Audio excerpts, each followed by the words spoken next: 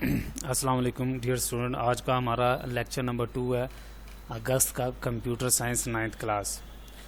تو آج جہاں تک ہم نے چھوڑا تھا اس سے آگے ہم سٹارٹ کرتے ہیں. آج کا ہمارا ٹاپک ہے, میرا بیٹا سب سے پہلا ٹاپک ہے کاپی رائٹ لا. اب copyright is a different form of patent. As a copyright law says that some ideas اور product can not be copied.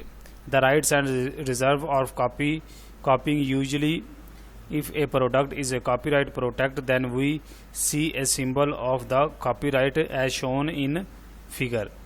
تو اس نے کچھ کاپی رائٹ کے سمبل بھی بتائے ہیں. تو کاپی رائٹ بیسیکلی کیا ہے کہ آپ کے آئیڈیاز کو کوئی بندہ بھی چوری نہیں کر سکتا, آپ کی آئیڈیالوجی کو کوئی بندہ مس یوز نہیں کر سکتا, یا آپ کے آئیڈیا کو کوئی بندہ اپنا نام دے کر کسی اور کے سامنے پیش نہیں کر سکتا. اس لیے کاپی رائٹس لا بنائے گئے ہیں جن کے تحت کوئی بندہ آپ کے ڈیٹا کو کاپی وغیرہ نہیں کر سکتا یا آپ کے ڈیٹا کو مس یوز نہیں کر سکتا. اگر وہ کرتا ہے تو آپ اس کے خلاف لیگل ایکشن لے سکتے ہیں. اس کے بعد ہے جی ٹریڈ سیکرٹس. اب ٹریڈ سیکرٹس کیا ہوتے ہیں؟ Trade secrets are usually the secrets that are playing an important role of success of a company. They have a lot of value and usefulness for the company. Keeping trade secrets in the computer science field is a very important when more than one software companies develop the same product. اب ہوتا کیا ہے جی کہ جس وقت آپ trade secret سے مراد ہے کہ آپ کہ جو ٹریڈ سیکرٹس ہیں, آپ کے کاروبار کے جو سیکرٹس ہیں, وہ آپ کسی دوسرے کے ساتھ شیئر نہیں کر سکتے, اور نہ ہی کسی دوسرے کو حق ہے کہ وہ آپ کے ٹریڈ سیکرٹس کا استعمال کر کے اس کو اپنے آئیڈیا کا نام دے کر مارکیٹ میں پھینک دے اور وہ لوگ خریدنا شروع کر دیں.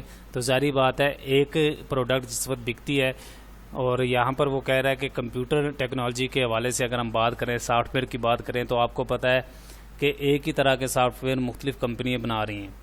اب ہوتا کیا ہے کہ اگر ہم ایک ہی طرح کے سافٹ ویئر بنا رہے ہیں اور اس میں ہمیں یہ ڈر ہوتا ہے کہ ہمارا جو سافٹ ویئر ہے اس کو کوئی اور بندہ یوز نہ کرے, یہ ٹریڈ سیکرٹ کے زمرے میں آتا ہے. ٹھیک ہے نا جی, کہ آپ کس قسم کی چیز بنا رہے ہیں یا کس قسم کی پروڈکٹ بنا رہے ہیں, وہ آپ کا ہیڈک ہے. آپ اس کو کس طریقے سے یوز کرتے ہیں اور لوگوں کو کس طریقے سے ریپریزینٹ کرواتے ہیں. ٹھیک ہے نا جی, اور لوگ اس کو استعمال کرتے ہیں. یہ آپ کا حق ہے, آپ اپنے بزنس کو رن کرنے کے لیے ٹریڈ سیکرٹس کا استعمال کرتے ہیں. اس کے بعد ہے جی ٹریڈ سیکرٹ کے بعد آتا ہے سبوٹیج. اب سبوٹیج میں کیا ہوتا ہے میرا بیٹا کہ sabotage is a serious attack on a computer system. یہ ایک ہارمفل اٹیک ہوتا ہے کمپیوٹر سسٹم کے اوپر. سم malicious user can attack the system while sitting remotely. One can send virus with same free software. یہ اکثر ایسے ہوتا ہے کہ آپ کے جو کمپیوٹر سسٹم کو سبوٹیج کرنے کے لیے کچھ سافٹ ویئر جو ہیں وہ آپ کے سسٹم میں چھوڑے جاتے ہیں وائرس کی صورت میں. وہ آپ کے سسٹم کے تمام فنکشنز کو سبوٹیج کر دیتے ہیں, تو پھر آپ کا سسٹم اس طریقے سے ورک نہیں کر سکتا, آپ کا ورکنگ رک جاتی ہے. آپ کی ورکنگ رکنے سے کوئی دوسرا بندہ فائدہ اٹھا سکتا ہے, یا پھر وہ آپ کے کمپیوٹر سے ڈیٹا ہیک کر سکتا ہے, یا اس کا مقصد آپ کو نقصان پہنچانا ہوتا ہے. تو یہ بھی سبوٹیج کے زمرے میں آتا ہے. اس کے بعد ہے safeguarding privacy of others. ہم کیسے اپنے آپ کو سیو کر سکتے ہیں یا کیسے ہم اپنے ڈیٹا کو پرائیویسی لگا سکتے ہیں کہ دوسرے لوگ اس سے فائدہ نہ اٹھائیں یا ہمیں نقصان نہ پہنچائیں. Did you notice the boards of the roads about the cameras watching you as shown in figure. The purpose of such notice is the alarm about to your privacy and keep you within certain rules and regulations. Similarly, speed cameras are announced before taking your picture or recording your video. These steps are just to safeguard your privacy. In the same way, when you give information to an organization, it is the duty of that organization to safeguard your privacy. Your information is stored in NADRA, National Database and Registration Authority along with the information of your other family members. So safeguard that this data is an ethical responsibility of NADRA.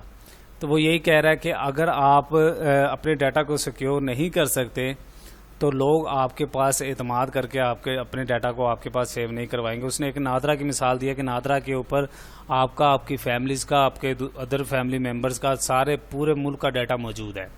اب نادرا والے اگر اس کا غلط use کریں یا اس کو privacy نہ دیں اور لوگ اس ڈیٹا کو ہیک کرنے کی کوشش کریں تو اس کا نقصان کس کو ہے؟ اس کا نقصان آپ لوگوں کو ہے. تو ایتھیکل ایک رسپانسبلٹی بنتی ہے نادرا والوں کی کہ وہ اپنے ڈیٹا کو سیکیور کریں تاکہ لوگ اس کا مس یوز نہ کر سکیں. اس کے بعد ہے جی importance of data of privacy. اب privacy concern that arise through the mass collection. Many organizations are keeping our data due to the computerized system in place. There can be more people or organizations having information about you than you think. For example, a hospital may have your birth record. NADRA is your family information. Your school has your record. BICE board جیسے آپ کا record رکھتا ہے. یہ سارے کے سارے institute جو ہیں وہ آپ کی ڈیٹا کو، آپ کی ڈیٹا کی پرائیویسی کو امپورٹنٹ بناتے ہیں جس سے آپ کا ڈیٹا کافی حد تک سیکیور ہوتا ہے. لیٹس سی اگر آپ کا ڈیٹا سیکیور نہیں ہوتا تو اس زمرے میں آپ لوگ کافی نقصان اٹھا سکتے ہیں. تو یہ ساری ان اداروں کی رسپانسبلٹی ہے کہ کس طریقے سے آپ کے ڈیٹا کو سیکیور کرنا ہے. Simple encryption. اب سمپل انکرپشن کے اندر کیا ہوتا ہے میرا بیٹا؟ Encryption is the process of encoding data in such a way that only authorised person can read it. Encoding means conversion of the data unreadable format which is called ciphertext. اب ہوتا کیا انکرپشن کے اندر کہ آپ کے data کی شکل change کر دی جاتی ہے، وہ پڑھنے کے قابل نہیں ہوتا. پھر کسی ایک خاص شخص کو وہ ڈیٹا پڑھنے کی اجازت ہوتی ہے، ٹھیک ہے نا. اس کو انکرپشن بولتے ہیں تاکہ کسی اور کے ہاتھ اگر یہ ڈیٹا لگ بھی جائے تو وہ اس کے کام کا نہ ہو، تو اس کو انکرپٹ کر دیا جاتا ہے. جس وقت آپ ایتھورائز پرسن کے پاس وہ ڈیٹا جاتا ہے وہ آٹومیٹکلی ڈیکرپٹ ہو جاتا ہے جس سے وہ ڈیٹا آسانی سے ریڈ کر سکتا ہے.